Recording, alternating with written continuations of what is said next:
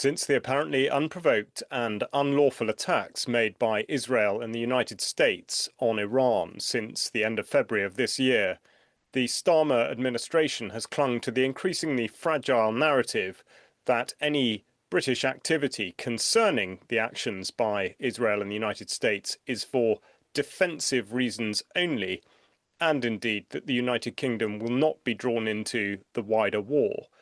This report seeks to interrogate that narrative, to ask specifically what is meant by the wider war and how much is the United Kingdom being drawn into it.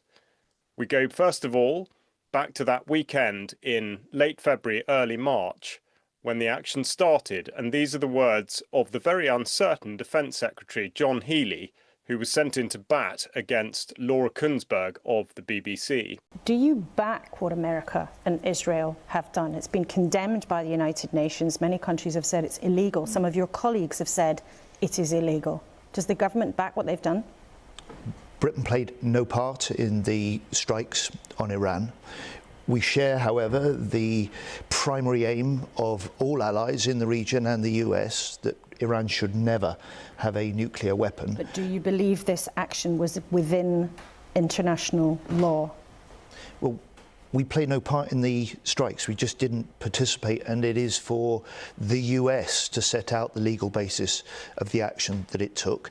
Unsure of his brief, Healey was pressed further, and this is all he could come up with. So you don't know if it's legal, you don't have a view as to whether or not these strikes were the right thing to do and within international law? So it's for the US to explain the legal basis they're operating on. But other countries forgive me, other important allies of the UK have. So Canada, for example, Australia, for example, close allies of yours and of this country's have both said explicitly that they do back what America and Israel have done. And you're taking a different position. So I'm here as British Defence Secretary. Our first focus and all our action is defensive. It's within international law. It's coordinated with regional allies to make sure that we can reinforce and protect not just our UK personnel and people, but UK allies, bases and partners in the region. And we share that long-term aim. We share that determination that Iran should never have a nuclear weapon.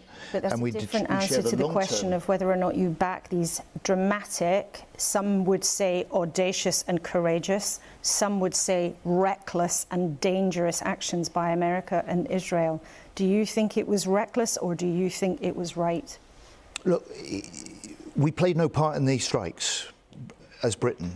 We know that. You've said that already, but Secretary of State, this is a moment of history, and everyone watching this morning will want to know and will expect to know from their government, is Britain on the side of those two countries who have killed Iran's supreme leader?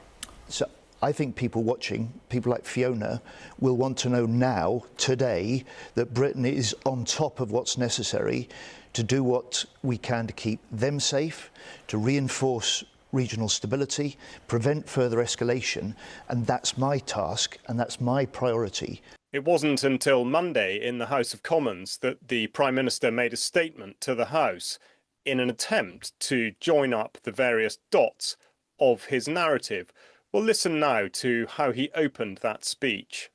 Mr. Speaker, the United Kingdom was not involved in the initial strikes on Iran by the US and Israel. That decision was deliberate. We believe that the best way forward for the region and for the world is a negotiated settlement in which Iran agrees to give up any aspirations to develop a nuclear weapon and ceases its destabilising activity across the region. President Trump has expressed his disagreement with our decision not to get involved in the initial strikes. But it is my duty to judge what is in Britain's national interest. That is what I've done, and I stand by it. But, Mr. Speaker, it is clear that Iran's outrageous response has become a threat to our people, our interests and our allies, and it cannot be ignored. Iran has lashed out across the region. They've launched hundreds of missiles and thousands of drones at countries which did not attack them.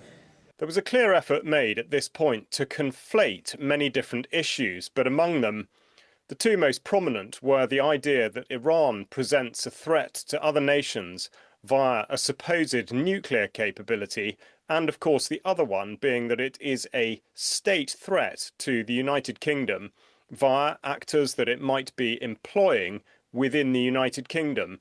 These are two things that we were going to pick apart. Over the last year alone, Iran has backed more than 20 potentially lethal attacks on UK soil, each of which, Mr. Speaker, we have foiled. So it's clear the Iranian regime must never be allowed to get their hands on nuclear weapons. That remains the primary aim of the United Kingdom and our allies, including the US. And ultimately, this will have to be achieved at the negotiating table. With confusion and conflation high on the agenda, it's important to consider that Starmer had only referred to the United States and not the actions of Israel. Now, we will go back to the point in time where Marco Rubio, the Secretary of State for the United States administration, describes what happened at the outset of the conflict. If we stood and waited for that attack to come first before we hit them, we would suffer much higher casualties. And so the president made the very wise decision. We knew that there was going to be an Israeli action. We knew that that would precipitate an attack against American forces. And we knew that if we didn't preemptively go after them before they launched those attacks, we would suffer higher casualties and perhaps even higher those killed. And then we would all be here answering questions about why we knew that and didn't act. In light of those remarks by Rubio, we'll take a look at those made by Benjamin Netanyahu, the Israeli Prime Minister, on the imminent threat posed by Iran's apparent nuclear program, not just this year and last year, but going back through the decades. If not stopped, Iran could produce a nuclear weapon in a very short time. It could be a year, it could be within a few months. They have the wherewithal, the stored up, preserved knowledge to make a bomb very quickly if they wanted to do it. Iran is so dangerous. Weeks away from having the fissile material for an entire arsenal of nuclear bombs. They're very close. They're 6 months away from being about 90% of having the enriched uranium for an atom bomb. Iran is gearing up to produce 25 bombs, atomic bombs a year, 250 bombs in a decade. Ladies and gentlemen, time is running out. Iran will be capable of producing alone, without importing anything, nuclear bombs within 3 to 5 years.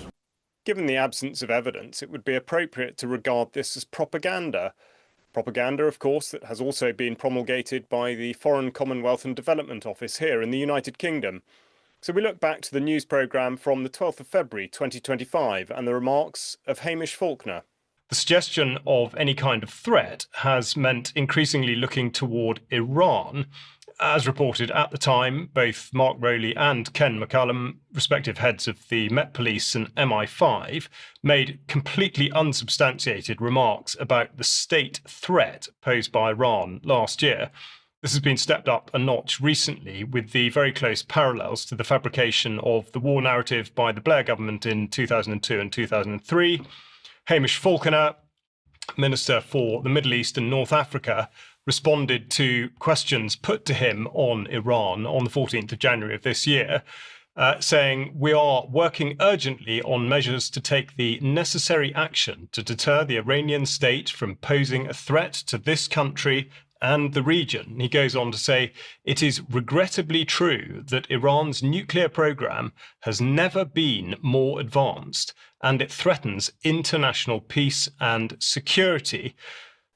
The media, in all its many forms, is a critical support to any successful propaganda campaign, and it should absolutely not be regarded as coincidental that this clip from Top Gun Maverick shows Tom Cruise describing a plan that was, in effect, put into place by the United States as part of the Iran has nuclear weapons narrative. We'll just take a look at how that unfolded. The target is an unsanctioned uranium enrichment plant built in violation of a multilateral NATO treaty. The uranium produced there represents a direct threat to our allies in the region. The Pentagon has tasked us with assembling a strike team and taking it out before it becomes fully operational. The plant sits in an underground bunker at the end of this valley. Said valley is GPS jammed and defended by an extensive surface-to-air missile array, serving a limited number of fifth-generation fighters, which in turn are backed up by a plentiful reserve of surplus aircraft, even a few old F-14s. Seems like we're not the only ones holding on to old relics. What's your read, Captain? Well, sir, normally this would be a cakewalk for the F-35 stealth, but GPS jamming negates that. Surface-to-air threat necessitates a low-level, laser-guided strike, tailor-made for the F-18, I figure. 2 precision bombs, minimum, makes it 4 aircraft, flying in pairs. That is one hell of a steep climb out of there, exposing you to all the surface-to-air missiles. Or you survive that, it's a dogfight all the way home. Now, the reason that this is significant is that the United States appears to believe its own propaganda, and we will look at the way in which Tulsi Gabbard, the American Director of National Intelligence, was questioned on this very issue and exactly what did or did not constitute an imminent threat to the United States. Under the law, you are responsible for providing national intelligence to the president, correct? Yes. And to the heads of executive branch departments and agencies, yes? Yes. And to the chairman of the Joint Chiefs and senior military commanders? Across the IC, yes. And to the Senate and the House and relevant committees, correct? Yes. And the law states that the national intelligence you provide to Congress, quote, should be timely, objective, and independent of political considerations, correct? Yes. And you noted in your opening statement you're here fulfilling a statutory responsibility and that your testimony, quote, represents the IC's assessment of threats, That's right. correct? That opening statement, as submitted to the committee in advance of this hearing, stated that as a result of last summer's airstrikes, quote, Iran's nuclear enrichment program was obliterated, end quote, correct? That's right. And is that in fact the assessment of the intelligence community? Yes. So the assessment of the intelligence community is that Iran's nuclear enrichment program was obliterated by last summer's airstrikes. Yes. In the opening statement you submitted to the committee last night also stated, quote, there has been no effort since then to try to rebuild their enrichment capability, end quote, correct? That's right. And that's the assessment of the intelligence community. Yes. The White House stated on March 1st of this year that this war was launched and was, quote, a military campaign to eliminate the imminent nuclear threat posed by the Iranian regime, end quote. That's a statement from the White House. Quote, the imminent nuclear threat posed by the Iranian regime. Was it the assessment of the intelligence community that there was an imminent nuclear threat posed by the Iranian regime? The intelligence community assessed that Iran maintained the intention to rebuild and to continue to grow their nuclear enrichment capability. Was it the assessment of the intelligence community that there was a, quote, imminent nuclear threat posed by the Iranian regime, yes or no? Senator, the only person who can determine what is and is not an imminent threat is the president. False. This is the worldwide threats hearing where you present to Congress national intelligence, timely, objective, and independent of political considerations. You've stated today that the intelligence community's assessment is that Iran's nuclear enrichment program was obliterated and that, quote, there had been no efforts since then to try to rebuild their enrichment capability.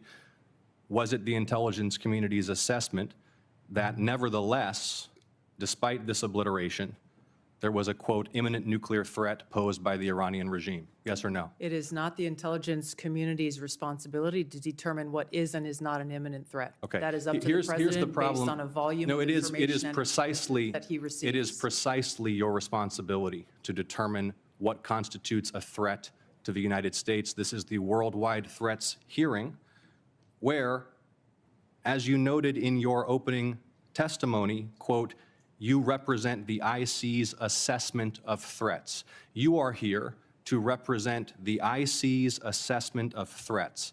That's a quote from your own opening statement.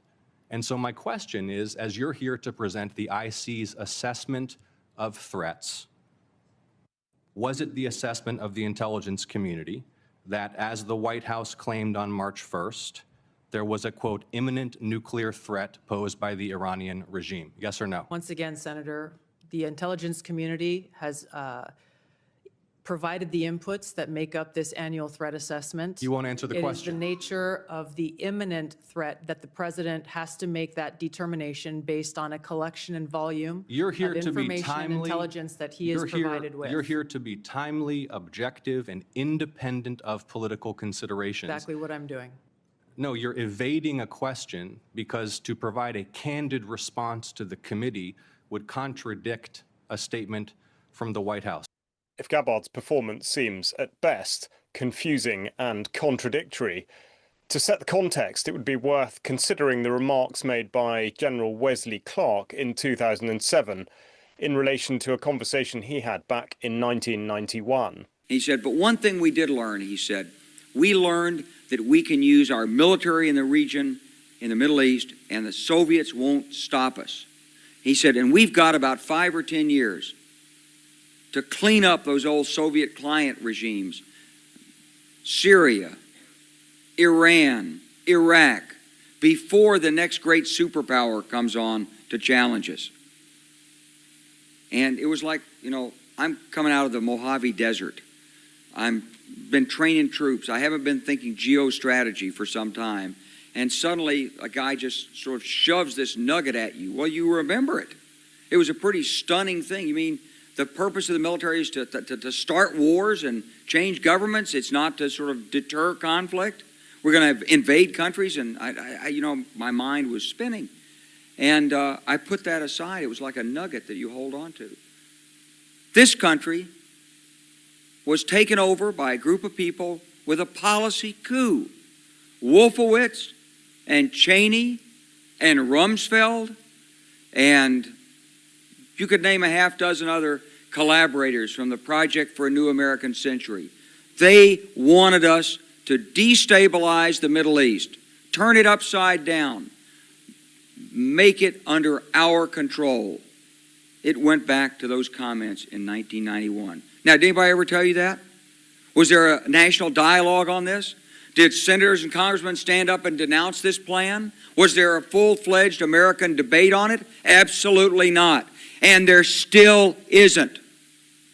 And that's why we're failing in Iraq. Because Iran and Syria know about the plan. Crossing the Atlantic back to the United Kingdom, it would be worth considering Clark's remarks in relation to the threat update given by head of MI5, the security service, Ken McCullum, in October 2025, and in particular on the issue of state threats, in which he said, turning now to state threats, I spoke 12 months ago about rising aggression on UK soil. Data on MI5's operations extends that worsening trend. State threats are escalating. In the last year, we've seen a 35% increase in the number of individuals we're investigating for involvement in state threat activity. That means espionage, including against our parliament, our universities, our critical infrastructure. But now states are also consistently descending into ugly methods MI5 is more used to seeing in our terrorism casework. My teams are routinely uncovering attempts by state actors to commission surveillance, sabotage, arson, or physical violence right here in the UK. We're dealing with these threats every day. We wish we weren't, but we're rising to the challenge. Now, McCullum's threat update should not be considered in isolation because, of course, it is absolutely there to bolster the legitimacy of the National Security Act 2025, and in particular the Foreign Influence Registration Scheme, which at its very heart is making a target of Iran. McCullum, in his threat update, went on to say this about Iran. Now to Iran. Iran's autocratic regime is likewise frantically trying to silence its opponents around the world, including in the UK. 2025 has required MI5 to grow our counter-Iran effort once again. MI5 has tracked more than 20 potentially lethal Iran-backed plots in just the 1 year since I last stood at this podium. The UK was among the first to call out this wave of Iranian transnational aggression, but we are far from alone. The points made by McCullum are built on by his counterpart at MI6, the Secret Intelligence Service, the newly installed Blaise Metroelli speaking last year shortly after her new appointment, course, worth noting that she is the granddaughter of a known Nazi collaborator, and it was Metrawelli that pointed towards the whole of society response against the looming spectre of war. But the response to the increasing risks we face won't be delivered by the UK intelligence community alone. Wider society has a role to play too. That includes work taking place in schools across the country, so our children don't get duped by information manipulation. Let's all check sources, consider evidence, and be alive to those algorithms that trigger intense reactions like fear. It also means everyone in society really understanding the world we're in, a world where terrorists plot against us, where our enemies fearmonger, bully and manipulate, and the front line is everywhere. Online, on our streets, in our supply chains, in the minds and on the screens of our citizens. We must all stand together against this. Both the Strategic Defence Review and the National Security Strategy 2025 are prefixed on exactly this looming threat.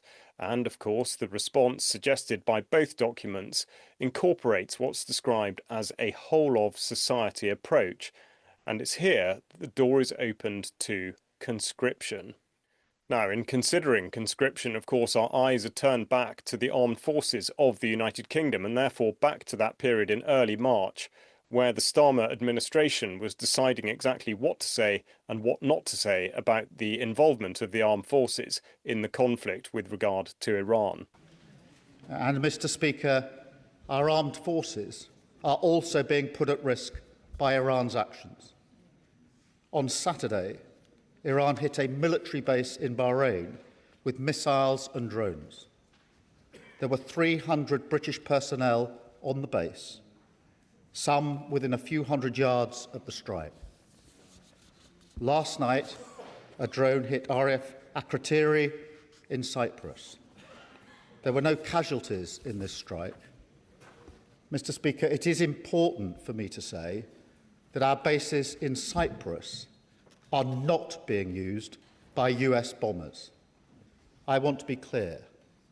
The strike on RAF Akrotiri in Cyprus was not in response to any decision that we have taken. In our assessment, the drone was launched prior to our announcement. Iran's aggression towards Britain and our interests is long-standing, and that's why we've always ensured that protections for British bases and personnel are at their highest level. Keir Starmer attempted to walk the line between adhering to a defensive posture whilst at the same time committing elements of the Royal Navy and the Royal Air Force to tasks described as collective self-defence in the name of British interests and alliances and partnerships across the Middle East region. Moreover, it is my duty, the highest duty of my office, to protect British lives.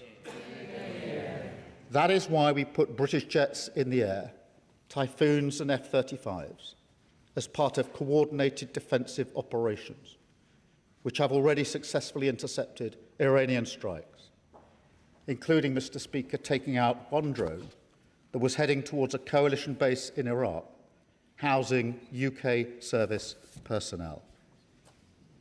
I want to pay tribute to our brilliant servicemen and women, putting themselves in harm's way to keep others safe. And I know the whole House will join me in expressing our gratitude and our respect. But, Mr. Speaker, it is simply not possible to shoot down every Iranian missile and every drone after they've been launched. The only way to stop the threat is to destroy the missiles at source, in their storage depots or at the launchers. The US requested permission to use British bases for that specific and limited defensive purpose because they have the capabilities to do so. Yesterday evening, we took the decision to accept that new request in order to prevent Iran firing missiles across the region, killing innocent civilians, putting British lives at risk, and hitting countries that have not been involved. To be clear, the use of British bases is limited to the agreed defensive purposes. We are not joining the US and Israeli offensive strikes. The basis for our decision is the collective self-defence of long-standing friends and allies and protecting British lives. It is in accordance with international law, and we've produced a summary of our legal advice which clearly sets this out. We will keep the decision under review. A critical part of qualifying or justifying his actions and decisions seemed to be the most explicit acknowledgement to date of the unlawful nature of the Blair government's action in Iraq in 2003. Just listen to what Starmer had to say about that. Mr. Speaker, we all remember the mistakes of Iraq, and we have learned those lessons. Any UK actions must always have a lawful basis and a viable, thought-through plan. I say again, we were not involved in the initial strikes on Iran, and we will not join offensive action now. But in the face of Iran's barrage of missiles and drones, we will protect our people in the region and support the collective self-defence of our allies, because that is our duty to the British people. It is the best way to eliminate the urgent threat, to prevent the situation spiralling further, and support a return to diplomacy. It is the best way to protect British interests and British lives. The British government is attempting to make a distinction between its actions with regard to Iran and those taken by the Blair administration back in 2003. Of course, this speaks to the relationship with the United States and, indeed, the future and the role of NATO. Now, I spoke to General Sir Richard Shirreff, who formerly occupied the post of Deputy Supreme Allied Commander Europe, one of the most senior military officers in NATO, and this is what he had to say about the alliance. You described Pete Hegseth and Donald Trump as gung-ho nutters, and I don't think anybody listening will disagree with you on that one. A couple of months ago, in reference to the Munich Security Conference, you described a potential conflict where the United States might not be on our side, and here we are having entered into, or at least being on the periphery of one such with Iran. Is the United States on our side? I don't think we can make any assumptions about that under the current leadership. No. I think rather than the benign hegemon, Trump, in his inimitable way, has turned America into a predatory hegemon. And as far as the alliance is concerned, well, only yesterday we hear that Trump has reinforced his previous declarations about potentially pulling out of the alliance. So, no, we can make no assumption that America is on our side now, I'm afraid. General Shirreff went on to answer a number of questions about NATO, about his views on British government policy, and indeed the way in which the armed forces are treated and are likely to be used if there is an escalation in the conflict, as well as their current and future capabilities. Do you regard the British government's position as being tenable or logical or cohesive? Well, it is absolutely right when Keir Starmer says this is not our war, we're not going to get further involved. But the fact remains, as I said earlier, our sleeve is in the mangle because the Americans are using British bases. And that puts us, as far as the Iranians are concerned, in the enemy camp. And it's going to make it much more difficult to negotiate if the Europeans come together, as they appear to be doing. We hear Yvette Cooper is meeting today with 35 nations to look at how the Strait of Hormuz might be reopened post-conflict if America walks away. That's pretty hypothetical, frankly, at the moment. But any sort of negotiation with Iran, and it's going to have to be a negotiation with Iran, is going to be made more difficult because of the extent to which we have supported, even if indirectly, even if minimal, support to the Americans. In the overall picture of the sort of threat analysis, you've talked about Russia, which was, of course, the focus of last year's Strategic Defence Review, and indeed pointing towards what's described as a whole of society response. Do you regard either the government or the armed forces as being on track with any of the documentation that's been put out in the last 18 months or so? No, they're not. No, they're not. I mean, the Strategic Defence Review last year was a very good effort at aiming off to design the British armed forces for the sort of war we might have to fight, particularly if the Russia-Ukraine war escalated, or at some stage in the future, this comes back to Trump, if Trump gets the sort of capitulation deal with Ukraine that he's been cozying up to Putin to provide, which incidentally is another reason why America is a threat, because the President of the United States is a friend of our enemy, frankly, at the moment. The Strategic Defence Review, to come back to the point, good document, lays out a clear plan. However, there's no finance for it. Where is the defence investment plan to support it?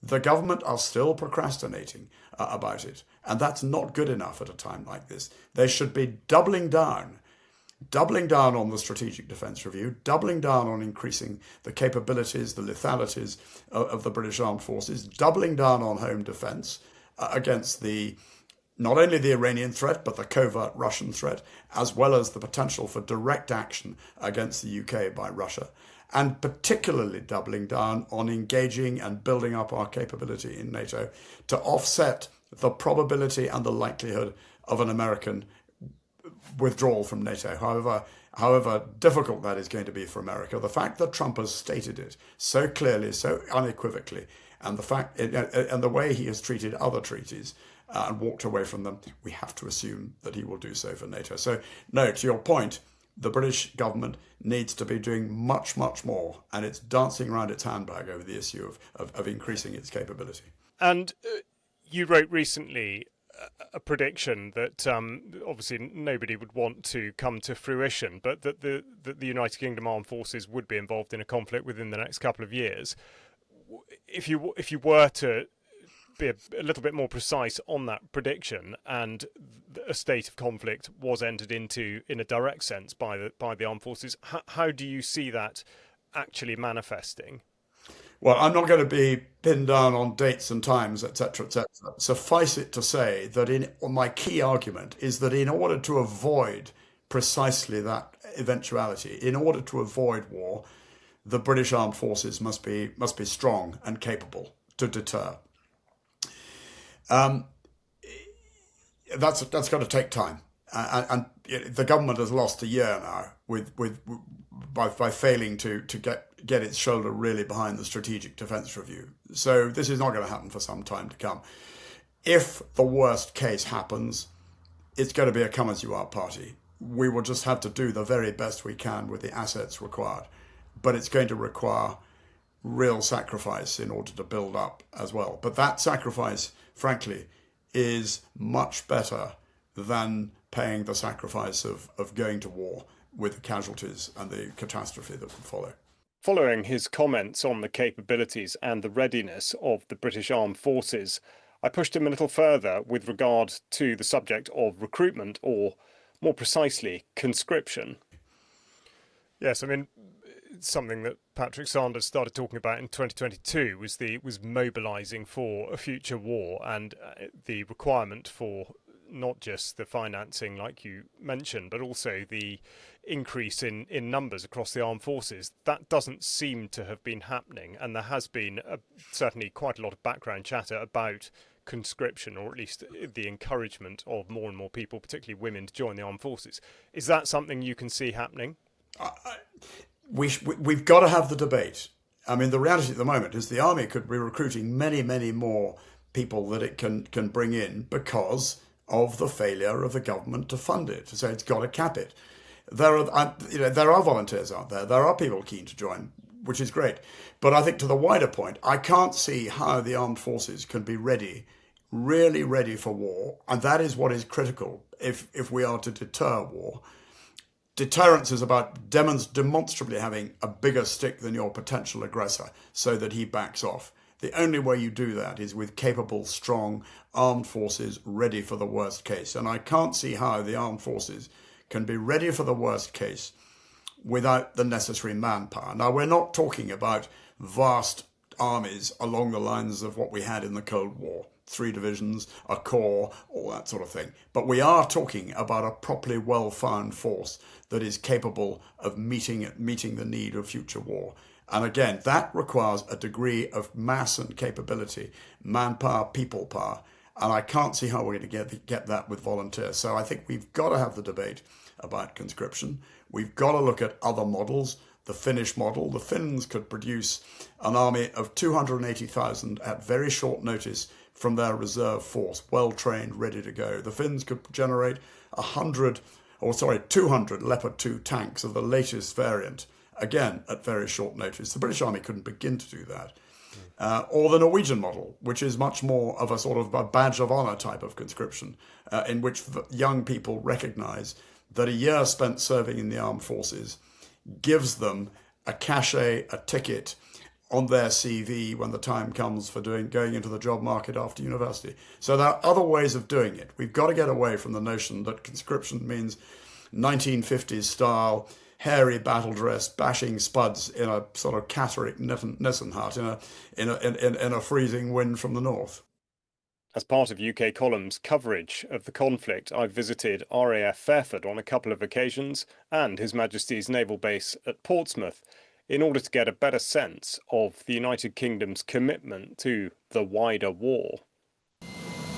I'm now on the fence, having gone down the dead-end track from Marston Maisie, and this is what I find. B1's parked up here. Now, interestingly, I've just had a chat with a photographer who has been coming down here for the last few days, and he's got no dog in the fight, in his own words. He's just here to photograph aircraft, but what was fascinating was to hear him say that last night he was down here at exactly this location, and the Americans drove a load of vehicles up and pointed the headlights towards the fence in order to try to stop people from being able to take effective photographs. So there's no doubt that there is activity going on here, which obviously to me now is completely visible. I mean, I'm standing by the fence, there are no, apart from somebody just under the nose of that aircraft, there's no one around. Of course, what I should absolutely point out is that there are bombs on a carrier just behind that aircraft. Now I'm just crossing Portsmouth Harbour from where HMS Brockleby, the Hunt-class minesweeper, deployed into the Solent yesterday after completing sea trials. I've requested further information from the Ministry of Defence with regard to the Prime Minister's statement. We will not be drawn into the wider war. But over my right shoulder at His Majesty's Naval Base, Portsmouth, you'll be able to see, first of all, HMS Prince of Wales, the aircraft carrier that deployed to the Indo-Pacific on an operation supposedly involving trade in 2025. Of course, there's been much confusion surrounding her likely tasking, as she was earmarked to go up to the high north on a NATO exercise earlier this year, but of course remains alongside. And interestingly, next to her is the Type 45 destroyer, HMS Duncan, sister ship to HMS Dragon, or indeed, as she should be known, Drag On, now in the Eastern Mediterranean. Duncan notable because she was deemed to be more seaworthy and at a higher state of readiness, and yet here she is alongside in Portsmouth. There are many unanswered questions. This is Charles Malet on the ground for UK Column in Portsmouth. Most recently, I attended a Stop the War Coalition demonstration at RAF Fairford, and of the many people I spoke to, the two that I would single out are an Iranian gentleman who gives his views on what is happening in Iran and, critically, why, and indeed a plane spotter who happened to be there on the same day and, by his own admission, is a consumer of mainstream media. And I think I would invite you to observe the differences in which these two gentlemen present their ideas. To those people who say that reports of tens of thousands of Iranians killed by the Iranian regime, do you believe those figures to be accurate at all? The figures are not accurate. The figure, okay, they've been killed over 3,000 people, they died. But why? Trump said he sent weapons, lots of weapons, to Kurds. They sent their agents in the middle of these protesters, and they were shooting the Iranian army. So they made sure the Iranian army will shoot back. So when they shoot back, one bullet can kill 3 people, 2 people, or wound 5 people, because the bullet will pass. It's not like a human body, it's not like a metal. Here we are in Gloucestershire and not Iran. How do you know, or how is it that you believe you know the truth when you're in the United Kingdom and not in Iran? Because we have people going and come back that are troubling, and not just, don't worry about the news. We have people, although there's no plane, but they go by the land to Turkey and come back. They will tell us all these, plus the Iranian media. We have direct contact. This killing on the street because they were trying to do the uprising people was managed, handled by Mossad and America. I know what we know what goes on with these planes, what they're here and what they're trained to do, and obviously there's people suffering for what happens with it. But something has to be done. We can't just let it happen. The line from the Prime Minister here and the government is that we're not going to be drawn into the wider war, and yet we've deployed a destroyer, we've deployed mine hunters, we've got typhoons up, all the rest of it. What if, I mean, you've got a young man standing here with you, if there were to be young men drawn into action, perhaps... I've just put the microphone over to you. Say that again. I'd be the first person to put my hand up and go and defend the country. Of course I would, straight away. Given the small turnout at the demonstration at RAF Fairford recently, it seemed pertinent to ask General Shirreff about the United Kingdom's policy with regard to allowing the United States visiting forces to have permission to fly from RAF Fairford, and indeed what he considered the implications might be to the threat level as perceived by the United Kingdom. Talk me through the way that the British government is explaining, with regard to the apparent defensive posture, the permission granted to the United States to use spaces like RAF Fairford or Lakenheath or indeed Prestwick, and indeed the capability at Fylingdales to prosecute what they are doing in Iran. Well, I find it pretty difficult to do so, frankly. I mean, this is an illegal war. It is not our war. It is Trump's war. He's launched it without consulting allies, with no clear idea how the war ends in Iran. And it's very difficult to explain why the British government has allowed Trump to use these bases to do that. I mean, the issue is here, of course, that because the government has allowed America to use these bases, our sleeve is in the mangle. And we do not want to be left owning the problem when and if, as is entirely possible, Trump walks away, or even if he escalates, that is going to cause even more of a catastrophe. The United States visiting forces are, of course, using British territory to conduct these operations. What is that likely to do to the supposed Iranian threat? Well, I think it's going to ramp it up. I mean, you have to assume that Iran will target any state supporting American forces, any state providing basing for American forces. And so, it will continue to ramp up, and I'm sure the security services and other agencies will be on their guard for that. At the outset, I suggested we'd be considering the question of what is meant by the wider war. And as a part of that question, it seems pertinent to examine the way in which the nature of warfare is changing and has changed. And this is something that Brian Gerrish and I have been able to concentrate on to a certain extent in our Military Matters series.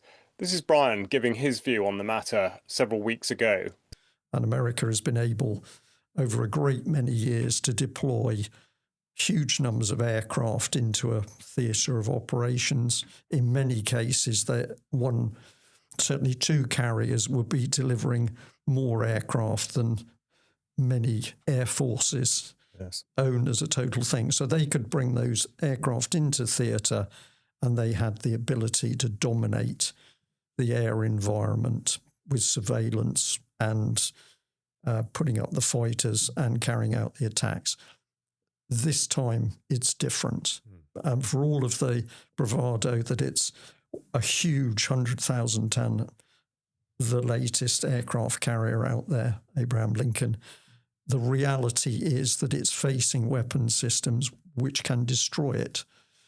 Now, whether the Iranians have got those systems, and in particular I'm saying hypersonic missiles or very fast missiles which are capable of engaging a target at sea, have the Iranians got those? We don't know. We may be about to find out.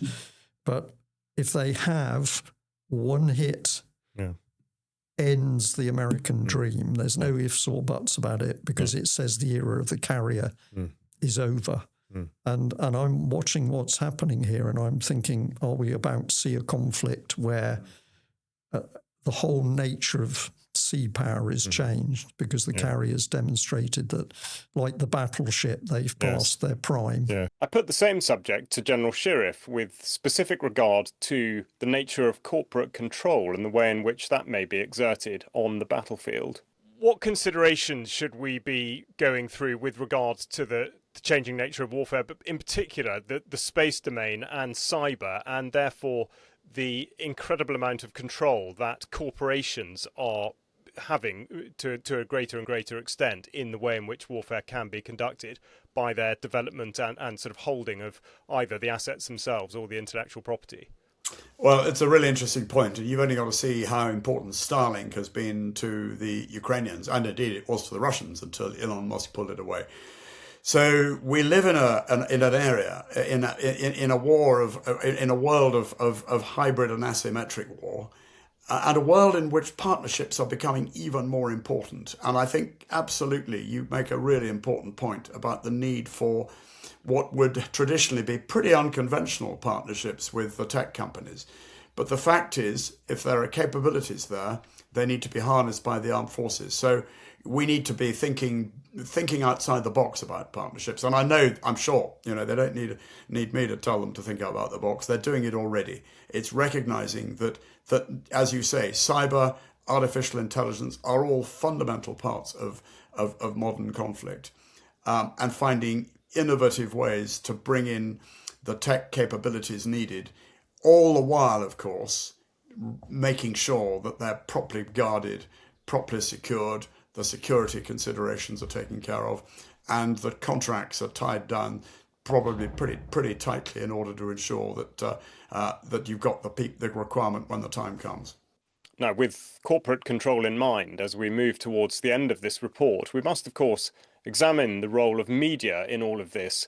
We've just looked at a clip of a man speaking from RAF Fairford, clearly of the belief that the Iranian regime has killed tens of thousands of its own people, and indeed that the only way to avert further crisis for the Iranian people is to conduct aggressive action. We look now to an exchange between Victoria Derbyshire of the BBC and Tucker Carlson. I have a number of clips here which I will play in succession in order to articulate exactly how it is that organisations like the BBC, although of course worth pointing out that the BBC as a de facto state organisation is in effect promulgating exactly the same narrative as the government, and indeed using anti-Semitism as a way in which to shape public opinion. He is not free in this moment at all to do what he thinks is best for himself or his country. What do you mean? No, he's not free. And we learned that yesterday when Donald Trump announced a ceasefire, clearly with relief, and made its terms or most of its terms public. And then that ceasefire ended within 2 hours because Israel intentionally violated the terms by attacking not just southern Lebanon, but the city of Beirut. So are you saying he's a slave to Benjamin Netanyahu? So I don't think it's as simple as he's under the control of Netanyahu. But, you know, you could summarize it that way and you wouldn't be totally inaccurate. And again, we know this because the single biggest mistake Trump or any American president in my lifetime has made was going to war with Iran in an effort to change its regime. It didn't work. It was obviously a mistake immediately. He understood, Trump understood it was a mistake immediately. And he tried to get out of it this week and announced we were getting out of it, and the Israelis prevented us from getting out of it. So that's the clearest possible example. Right. They didn't allow it, therefore they're in charge. On February the 28th, which was the day the US launched its action, the British Prime Minister told the country that he was not joining with the US because he thought it was illegal and that there was no viable plan. So clearly he made a sovereign decision, which he said was in the interests of the country. And I'm asking you, do you think he made the right call there? Any government that bans criticism of a foreign government is not sovereign. The British government has banned criticism of Israel, therefore it's not sovereign. It's acting on behalf of another country to the detriment of its own citizens. So let's just be really clear about that. The British government Britain has is not not a sovereign banned country. criticism of the Israeli government. It certainly has, by banning Palestine action, which has nothing to do with Britain at all, or its critical interests at all. I often criticize Britain, but I love Britain. As I said, I have family there. And I don't think that Britons understand just how badly they've been shafted by the United States. It's not just the Israelis, I just want to be clear. I mean, I am going to point out, I probably don't need to because our audience can see and hear for themselves. Pretty much everything that you've said in our conversation, Tucker Carlson, you have put at the door of the Israeli government. Now, to some people, that will be evidence that you are anti-Semitic. You are anti-Jewish. Oh, I know. I'm very anti-Semitic and anti-Jewish. Well, first of all, the state of Israel does not speak for all Jews at all, despite its claims.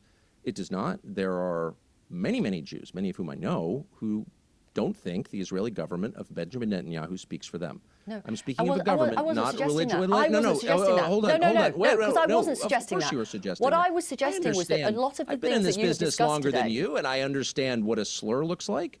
And you're attempting to call me an anti-Semite in a passive-aggressive way. Some people would say that. Well, I'm responding to your slur and saying that it's untrue. It does not apply to me. Doubtless there are anti-Semites who don't like Israel. I'm not an anti-Semite. I don't hate Israel. The Israeli government, this is documented, and I saw it personally, steered the United States into a war that hurts the United States and the world. I'm offended by that. I didn't want it, and I'm mad about it now. I have every right to feel that way. That does not make me an anti-Semite, despite your insinuation. And I think it's important that I say that. And by the way, I hope that you run this. I can't control whether or not you air this exchange. I hope that you will, because I think it's important to push back against slurs like that, because they limit our ability to understand what's actually happening. This is not an attack by Jews on the United States. This is Benjamin Netanyahu moving the United States to do something he thinks will benefit him, but that does not benefit us. It's that simple. Tucker Carlson there commenting on what may or may not benefit us.